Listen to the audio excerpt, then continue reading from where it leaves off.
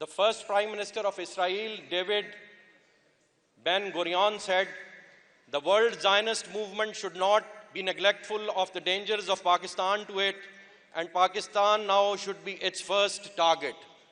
For first target for the ideological state is threat to our existence, and Pakistan, the whole of it, hates the Jews and loves the Arabs. This lover of the Arabs is more dangerous to us than the Arabs themselves. For that matter, it is most essential for the world Zionism that it should now take immediate steps against Pakistan. Whereas the inhabitants of the Indian Peninsula, یہ بہت important ہے, اس کو ذرا غور سے سنیے گا. Whereas the inhabitants of the Indian Peninsula are Hindus whose hearts have been full of hatred towards Muslims. Therefore, India is the most important base for us to work from against Pakistan. It is essential that we exploit this base and strike and crush Pakistanis, enemies of Jews and Zionism, by all disguised and secret plans." August 9, 1967. Israeli prime minister نے کہا, جن کو سمجھ نہیں آئی انگریزی کی, اسرائیلی prime minister نے کہا کہ پاکستان وہ نظریاتی ملک ہے جو اصل میں ہمارا دشمن ہے, اور اگر ہم نے قائم رہنا ہے تو ہم نے پاکستان کو تباہ کرنا ہے, اور اگر ہم نے پاکستان کو تباہ کرنا ہے تو ہم نے انڈیا کو استعمال کرنا ہے, اور انڈیا میں وہ اپنے بیسز سجاتے جا رہے ہیں. یعنی یہ وہ جنگ ہے جو آپ اوائڈ کرنا چاہ رہے ہیں اور وہ آپ کے دروازے پہ لا چکے ہیں. انڈیا اپنے ایجنٹس کے تھرو کبھی افغانیوں کو استعمال کرتا ہے اور کبھی دوسری سرزمینوں کو آپ کے خلاف استعمال کرتا ہے. اسرائیل انڈیا کے تھرو آپ کو گرانا چاہ رہا ہے. کیوں؟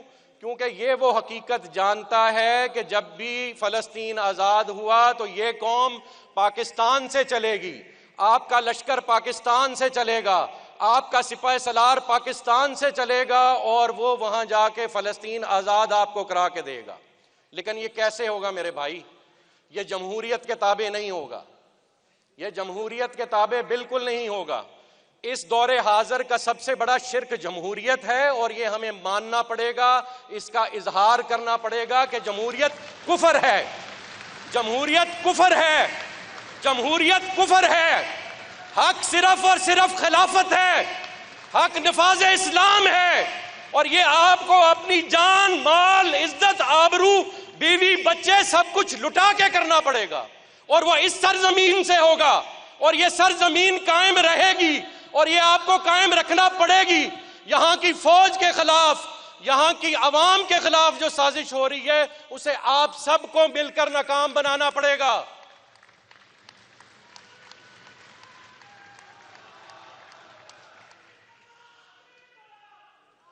اپنے آپ کو آئیڈیالوجیکلی, نظریاتی طور پہ اتنا مضبوط کیجئے کہ کوئی اس سرزمین کو ریاست مدینہ کا غلط نعرہ دے کے استعمال نہ کر جائے.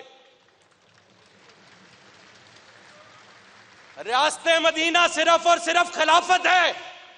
خلافت کا حیا ہوگا تو فلسطین آزاد ہوگا, اسرائیل تباہ ہوگا, امریکہ تباہ ہوگا, اور وہ سارے دشمن جو پاکستان کی طرف میلی آنکھ سے دیکھتے ہیں ان کو تباہ ہونا پڑے گا.